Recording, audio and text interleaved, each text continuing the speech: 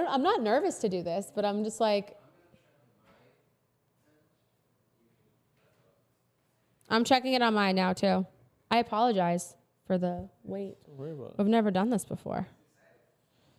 I know I'm like nervous, but I'm excited. It doesn't say on my page like I'm live though. Is it supposed to?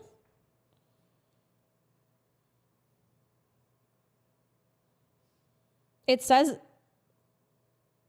I'm looking at me. It is alive. It's on. It's working. Shows? I know. I'm like nervous, but I'm excited. Oh, okay. Okay, there's a little delay, but that's fine. Guys, welcome to Lately with Lex. We are doing a live show, so we're experiencing some technical difficulties. Hopefully it's fine for you guys.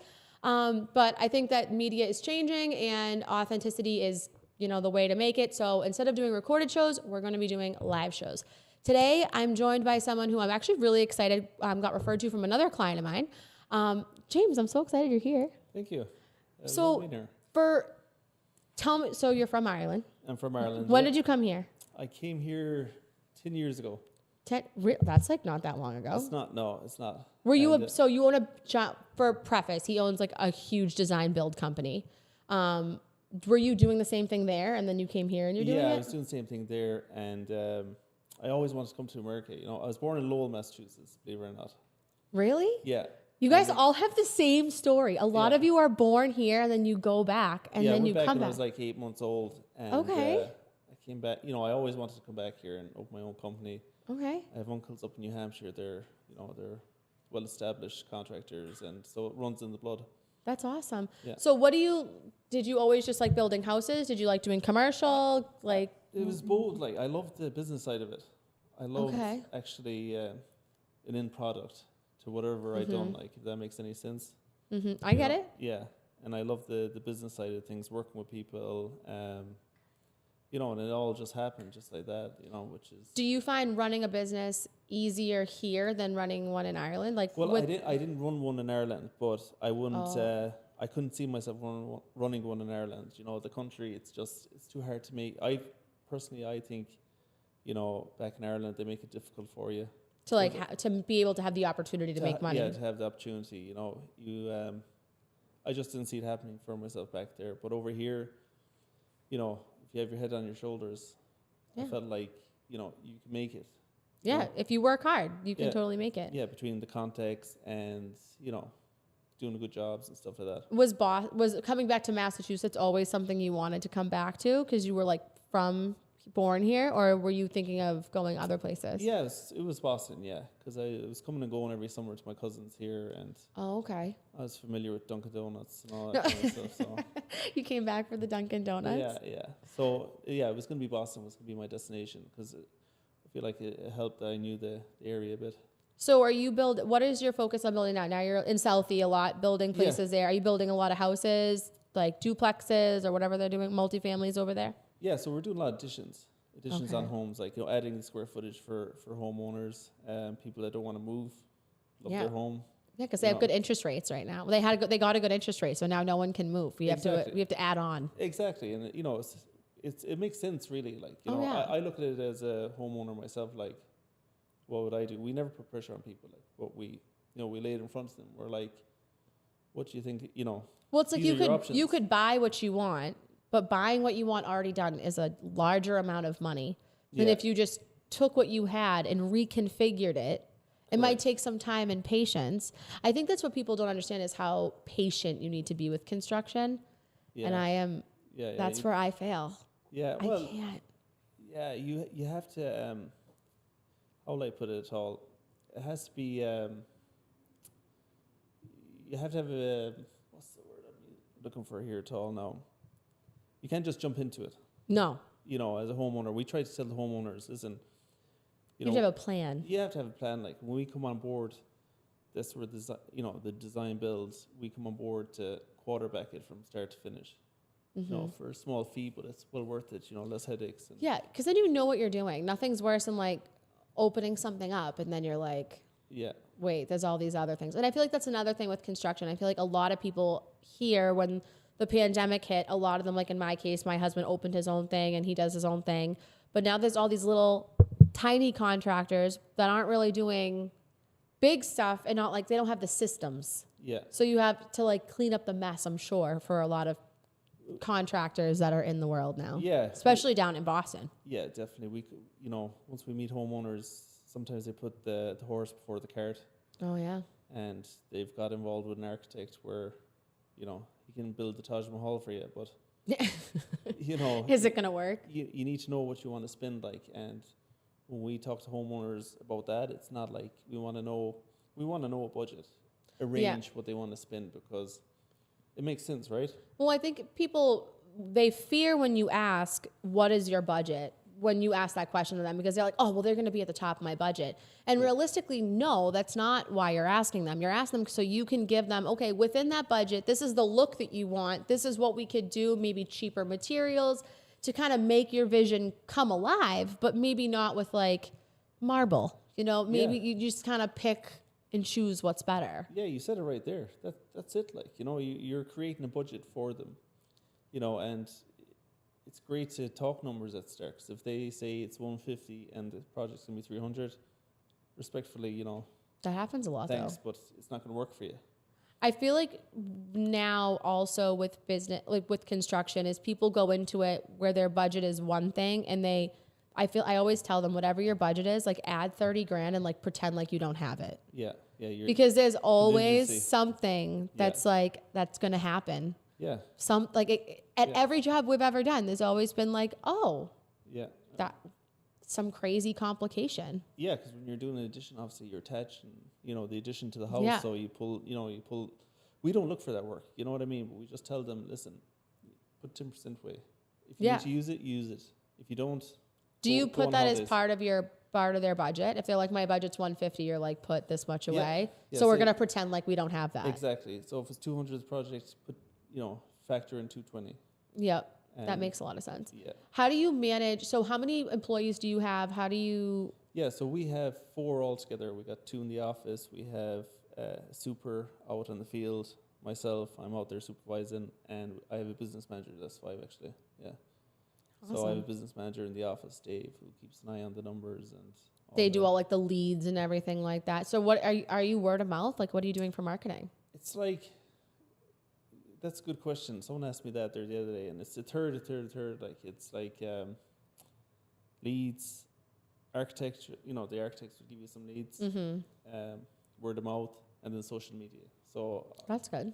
they're the 3. At least you're getting them from everywhere. It's not Yeah. like you're not like relying on like the internet to give them to you. You have like architects. Definitely not, yeah. And that's what I never when I started up, once I started to get into the real money, I never wanted to be in that position to rely on social media because,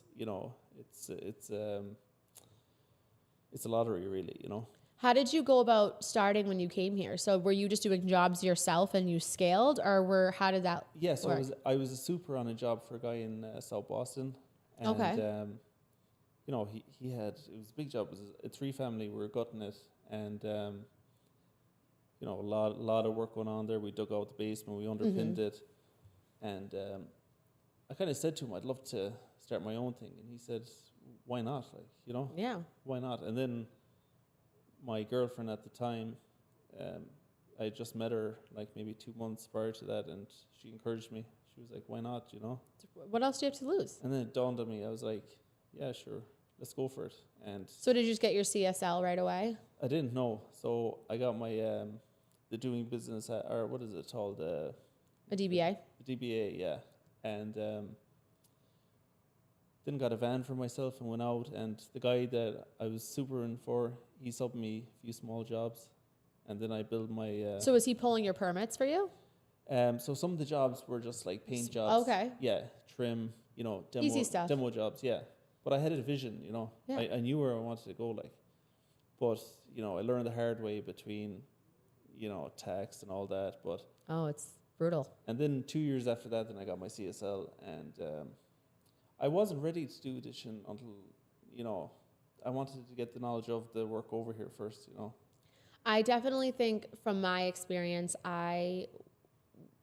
my husband's a great builder, but some things like you don't learn until you do it. Yeah. Until you're managing your job. I had never come from the construction world. Like that was never my thing. I just jumped into it with him because he was like, I'm going to open a business. And I was like, let's do it. Like, I mean, why Yeah, not? good for you. Right. Like Yeah, I yeah. just encouraged him to do it. And it was the most wild roller coaster. You meet a lot of crazy people in construction. Yeah. I never realized the amount of problems that we would have with like subcontractors. That was always something that was very hard for us to overcome, was just like reliable Yeah. contractors to work with was so difficult Yeah. to find. Yeah, no, I agree with you. There was always something, with the subcontractors, and one thing that I didn't do at the start was like get contracts done up correctly.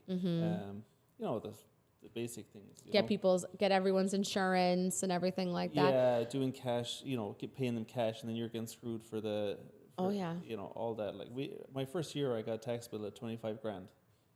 So like, I wasn't even making. You weren't even this making month. that. You were No, like, I wait, wasn't, no. it's all, because I think what people don't understand in construction, like when you're in it at the beginning, it's like you're robbing Peter to pay Paul. Someone yeah. gives you a deposit, you're spending it over here for material. Yeah, And yeah. it's like an accounting, like you need to be like really good at your accounting when you're doing it like that, when you're new.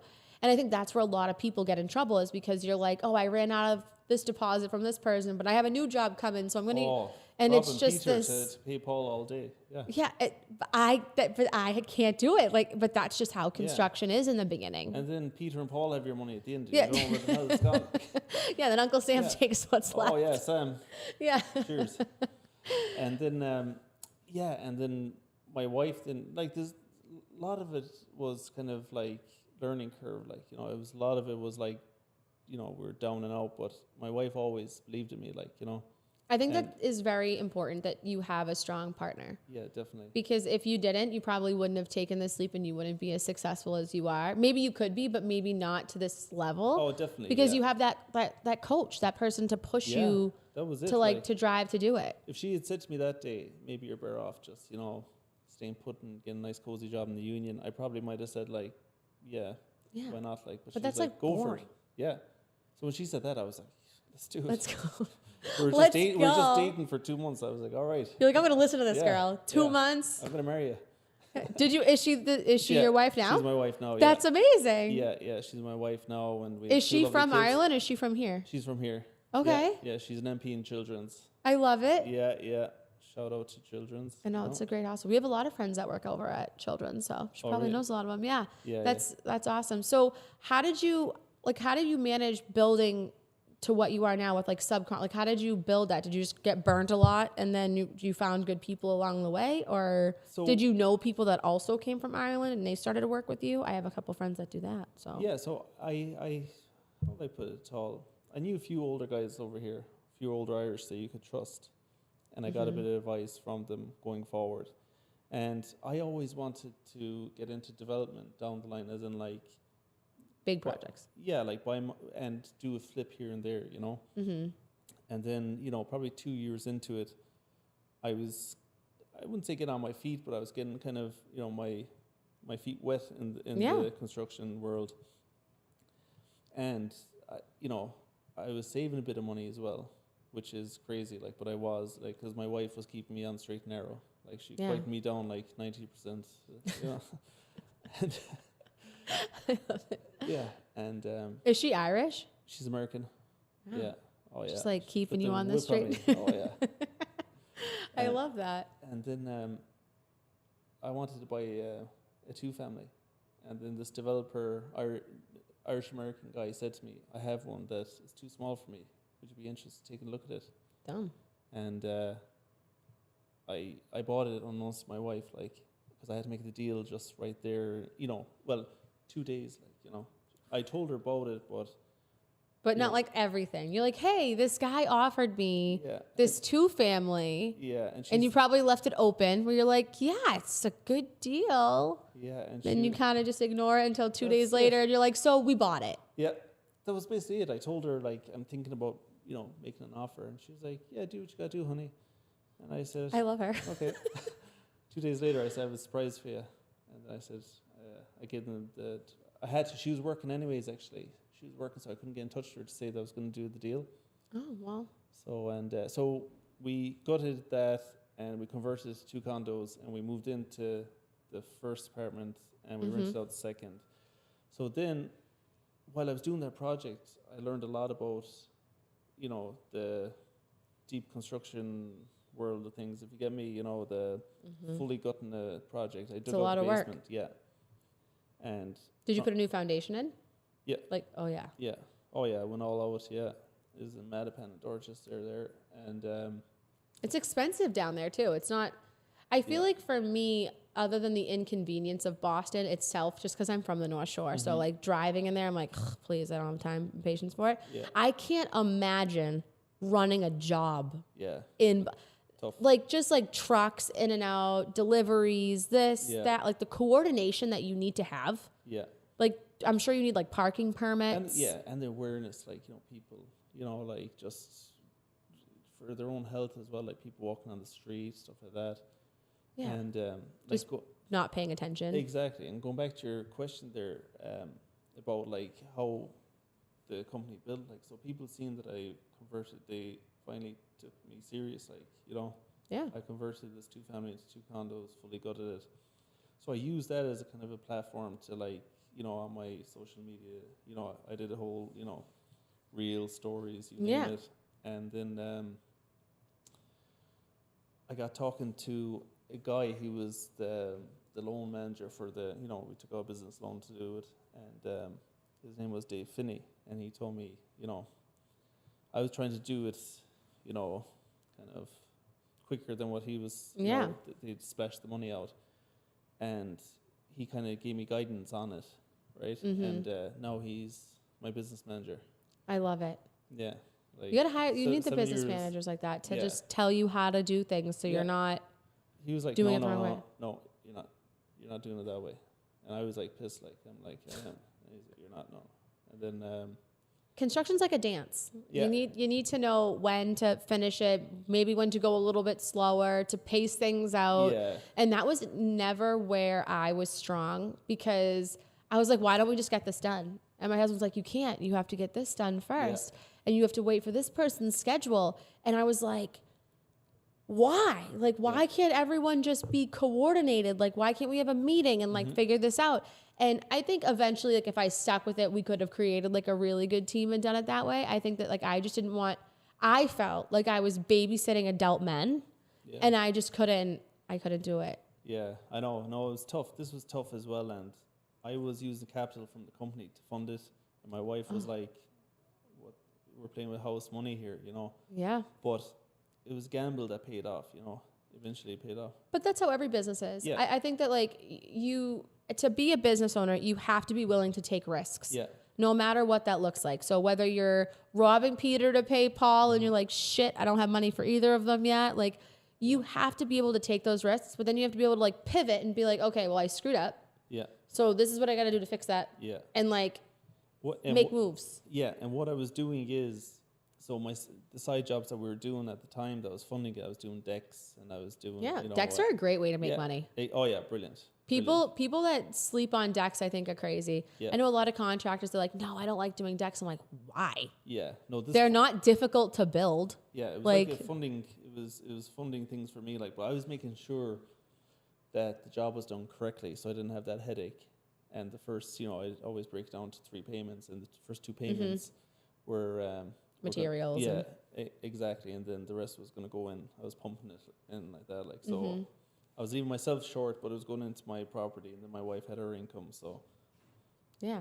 So that works out for you. As long Yeah. as you still needed the both of you to make it work in case anything happened. And see, the thing with us is like when we did it, we didn't have that. Like I was pregnant and I was having babies. And That's it was like a lot. I remember the first big fumble that I ever had in construction is he goes, Alexis, you can hire the foundation guy. And I was like, great. Like, got a bunch of references. I was like, we never had a foundation guy that would need to hire for this. Usually it's like additions that don't require, they're like not doing a full basement foundation.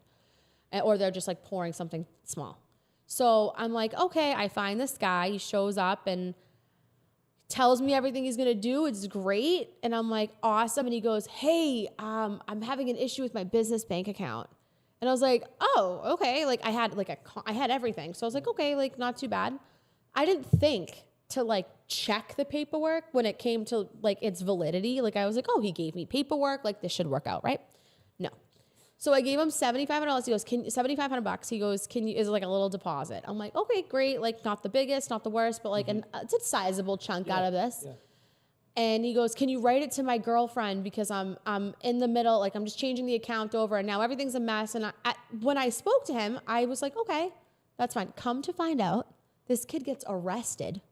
He's in jail, not ever getting this money back, like not even the right name. And I was like, okay, you need to vet people. Like at least it was only $7,500, but I was like, I don't think I've ever been admitted that to anyone since that actually happened because I was so embarrassed. But but what you learn, like that's how you learn. And now we have a guy that does foundations who's amazing, and I love him, and he's done a bunch of the work for us in New Hampshire, and he's great. But I'm like, damn, I was so stupid. Like, how was I so stupid? He was the concrete guy. Yeah, I found a concrete guy. It's good. So on that job in Mattapan for me, I got done as well for like $5,000 with a concrete guy. He's from Rhode Island. This guy, I don't even remember where he was from. Oh my God, yeah. It's probably the same guy. He's probably in jail right now. Yeah, I think he is. It's always the concrete guy. Yeah. It was I chased him down then, like, you know, I heard then that he was a fraudster, like, you know, but so did you like go to his house? No, I sent him plans for like this $1.5 million job, like, and I said, come to this location and I'll show you the drawings. Smart. And I said, just take the check with you, like, for me, like, you know.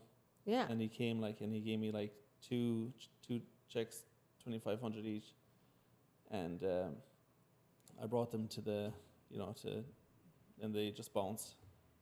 I would have brought him with me. Yeah, I asked him. I would have been like, you can get in the car with me. Yeah, I asked him. Yeah, I would have pulled like Irish mob shit and just like thrown him in the back. Yeah, get in the trunk. No, I'm just kidding. There was a bit of that going on as well, but we won't go there. That's why the concrete guys are shady. Yeah. Maybe it is that. I don't know. But yeah, I think that people don't realize there are as many good people as there are in construction. There are those people that you have to just be diligent and like make sure you know everything about everybody and how to do it. Exactly. Yeah. Just, you know, obviously the things I know now, make sure, you know, do your due diligence on them. Make sure they have, like, you know, their insurance. And I've built up relationship now with subcontractors where, you know, you already know who's working with you. Yeah, you just check their, you know, once. Well, now you have the app. So what do you use to manage everything? Yeah, so we're using House Pro app. So it's brilliant. Like, you know, you can we have all the subcontractors in there. It's a link, really. It's a whole platform where all the jobs are in it, and homeowners, subcontractors, you know, so it's nothing going through your personal phone. It's right there. So they can manage their project or manage your progress, because you always know owners like to, how's everything going? What's going on? Or they pop by. This kind of like eliminates that, where they can see, oh, the electrician's coming this day. And there's no like getting a message when you're brushing your teeth at 10 o'clock at night, like, you know, from a homeowner. It's all on the platform. You'll get it in the morning. Oh, I love that. Yeah, they can be in Miami and you're working on their home, and you're not sending them from your personal. You just put into your, you know, into the app, and they communicate with you on the app. Yeah, they can. Yeah, this chat. It's just exactly like having, you know, it's phone. Brilliant. Yeah, I love that. And it's all paper trails all in there. You know, like, oh, I sent you this email, but you didn't get it. The email's linked into the house. I love that. So we were using an app called Buildertrend, which I love the platform, kind of the same premise. Yeah. But I think House seems a little bit more user friendly. This one was very, like, I took classes on how to use this. But again, also, I'm not a contractor. You'd be great at House. Yeah, I'm not a contractor. But I love designing. That was the cool thing. So Rob would build everything and I would design it. That's kind of how That's cool. That's it would work. But I could, some of the, like, I'm not like a designer. Do you know what I mean? Like, I mean, I did all this stuff, but like, this is like little, I guess I could, I'm trying to, you know, I can design everyone else's, but I'm trying to design my new house, and I can't design my own house to save my life. No. I've drawn it 100 times and I don't like it each time. The layout? Yes. Yeah. Because I want so much. Yeah. I'm like, because I'm very big on, I think that the biggest thing for me when I would consult clients is efficiency, especially if you're doing an addition or a job for a family. So a lot of contractors don't think of what a mom goes through stress wise with kids and laundry and this and a mudroom. Like, why is that so important? Like trying to figure all these things out. So it was good because I would bring that element to him and I'd be like, no. Like, you want this here because it'll be easier for kids to access this here. And when people were doing the doors from their pantry, from their garage, I was like, we already, that's old news. Like, what are we doing here? Like, but I really like to think about that stuff. For my own home, I really don't know what I want the look to be. And I think that's because I'm so used to taking everyone else's vision and like putting it together. I just don't know what I like anymore. Yeah, so what I always advise people to do, right, is obviously if you're serious about doing your, an addition or your home up again, you get the architect, right? And you'll get him to do a schematic drawing for you, right? And he'll give you 2 options. And then I always tell the homeowners, right, you sit down, have a bit of fun in the evening time and look at it, be right on it. And that's then it becomes a project then, I'm just annoying and I want a commercial kitchen and I want a commercial kitchen. I want a huge kitchen. No permits. No. Huge kitchen. Yeah. Well, I want I want like a normal kitchen with a ridiculous stove and I want a ridiculous pantry. But because I cook everything from scratch. I'm a big love cooking. But I want like an event space. So if we build like an outdoor kitchen area, I want it to have like a indoor like actual kitchen because I don't want to get my real kitchen dirty. Gotcha. Is that all? Yeah. I want like a fake kitchen. You want a fake kitchen? I want a fake kitchen, like a pretty kitchen that no one touches. Yeah, if you have the budget for it. I want a pretty fake kitchen with my ridiculous range that's way too expensive. Yeah. Do you have a lot of people putting in those like beautiful French? I haven't done too many of them now, to be honest with you. No. I'm waiting for a client to want to do it. Yeah. I just want to see one in person. I want one. Yeah. But like $100,000 for a stove. What's your budget for this? Oh wait, this is not for me. But like, if I was to design one for a client, I would just love the look of them. Is just so pretty. What are you noticing the trends are right now? What are big trends in construction? Big trends. Like, is shiplap still a thing? No, shiplap's not a thing. No. I'm so glad it's gone. Yeah, shiplap. No. The shaker cabinet's kind of gone. They're doing the kind of the flat stuff, going back to the old style. Trending. That's probably it, really, for me. What I'm seeing, anyways. A lot of people. Do you still have the white kitchens, white and gray? Yeah, the white. Really? And gray. Yeah, doing a lot of them. I'm so happy. A lot of the clients that we've done are moving away from that. Yeah. And they're into this, and maybe it's because I'm into it, and I'm like, guys, come on, like, do you really want a white and gray kitchen? Everyone has a white and gray kitchen. Yeah. A white kitchen as you have kids. Yeah. White? No, I don't want any white anywhere. Like they draw on everything. These little tyrants that I have at home. My one, as well. She's. Does she draw on everything? You have 2 daughters, correct? Yeah, she draws. She throws them at you. I call mine terrorista because she's a terrorist. She's my middle one, Sophia. She's I call my one a lunatic. Oh yeah, she has every name. I go, Sophia, are you going to be a good girl today? She goes, oh no, I might be a terror. I said, oh. Thanks for letting me know. At least they let me know. But the cool thing is, I think, with kids growing up in construction, and I'm sure you've seen this, is, my oldest is 4, and she loves going to work with dad. Oh, dad is her best friend. That's nice. If she had to pick me or him, she would pick him all day. Yeah. And I think she's the only 4-year-old I know that could probably run like big machinery, bobcats, excavate, probably better than most. She'll be a better operator by the time she's 10 than most people in the union. But that's great for them, to learn that kind of stuff. Like I'm telling you, it brings, even in the real world when they get older, just knowing stuff like that goes a long way. Like, well, I think that everyone now is so tech and they're on their phones. And I think for us, involving them in our careers and being with them as much as possible, but them learning things was the best. And now, I mean, Olivia, she'll cry if she's not in the machine with dad. Like she'll have a tutu on, cowgirl boots, and like a high-vis jacket, and like wanting to be with her dad, like just doing whatever. When he was knocking trees down, he was like, oh, it might not be safe for you to come, 4. Wow. He He was knocking trees down in our yard with this giant excavator, and she was like, "Dad, I want to do it too." And he'd let her do the bucket and hit things, and I'm like, "Oh God." So he can operate the excavator. My husband's been an operator for 20 years, That's a so good, he that's does good talent to have. everything. That's great. So anything that runs, he can Yeah. has either run it on a commercial space or a residential space. That's impressive. Like, it's good to have that, Yeah. that talent. Because I'm not. There's everything in my yard, Bob. You name it. Yeah, I think I've seen it. Yeah. It's there everywhere on Instagram. It's like those that show that's down in the two that be building stuff. The Chip and Joanna There you Gaines. go, yeah. We used to get that a lot. But Would her you? designs are a lot more like Yeah. different. But I think that's such a cute dynamic. It is. Yeah. Do you have a lot of like designers that you pick that you work with, or do you have like one that like an in-house designer? Yeah, so we have one designer that worked with us on a job in South Boston. She, there's the homeowners that hired her, but obviously we have to work together on that. Yeah. And We just fired one. Oh yeah, yeah. This girl is great now, and That's good. yeah. So,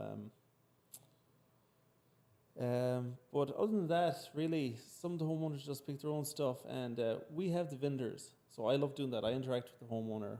I'll introduce them to our vendors and bring them there. And it just starts the process off. So what's your goal? Right now you're doing a lot of additions. Like, what do you want to do? You want to do like big, giant, like building like the huge things? Like, what's your goal? Yeah, probably, I'd say get into like new construction. Okay. Yeah, new construction, work for clients that want a new home done up. How do you feel about these like new eco house builds that people are doing?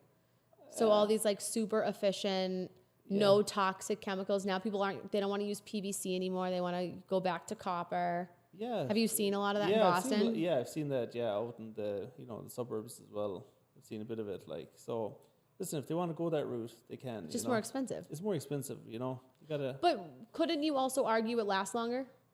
Oh, definitely. Yeah, the proof's in the pudding. Yeah, I mean, like PVC plastic versus copper. I mean, and your steel and all that. It does, like, so. Whatever makes sense. I'm very open to like new construction stuff, like the eco stuff and all that.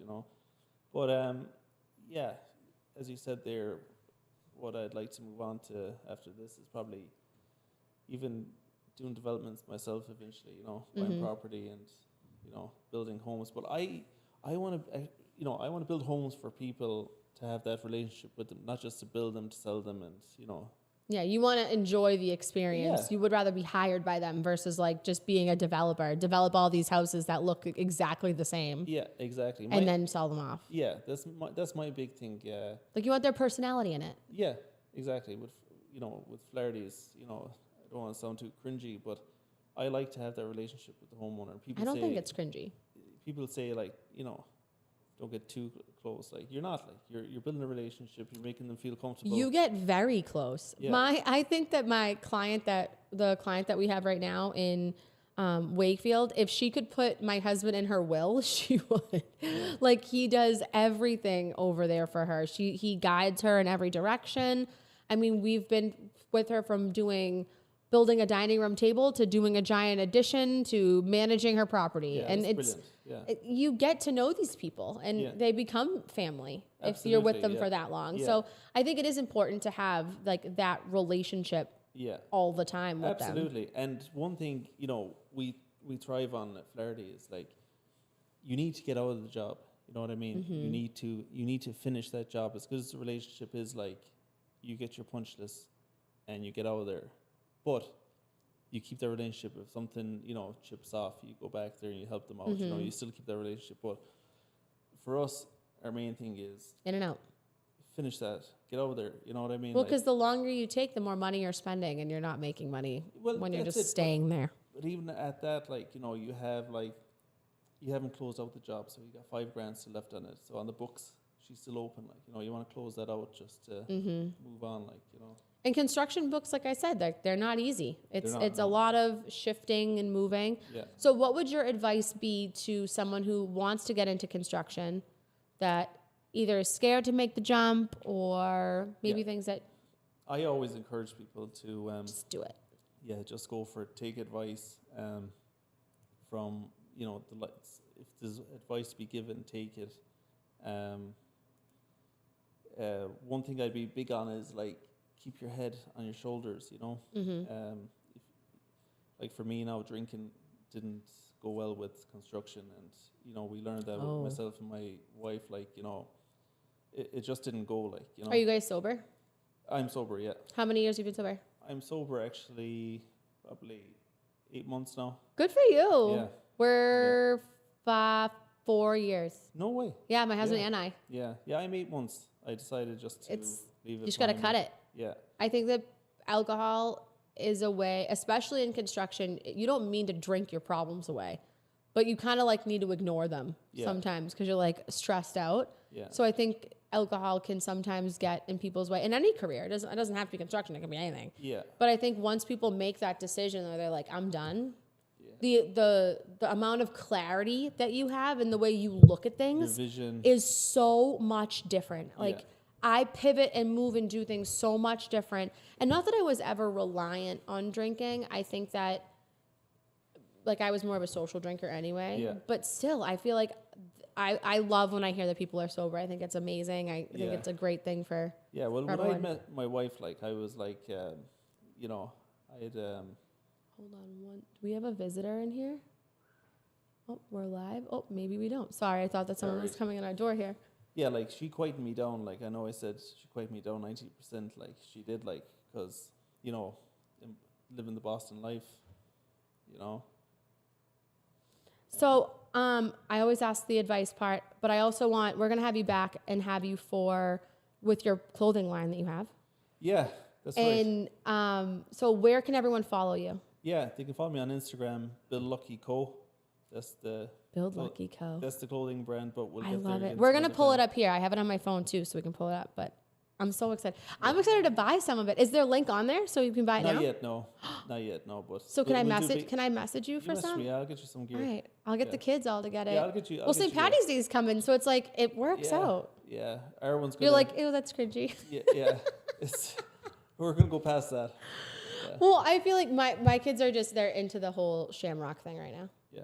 So, but it was a pleasure having you. Yeah, thanks for having me. I'm so excited. I can't wait to see like how you guys grow and appreciate it. Kind of go from there. Thanks guys for joining our live stream because we've never done this, so this is so fun. We'll see you guys soon. Are we good? I have to run down.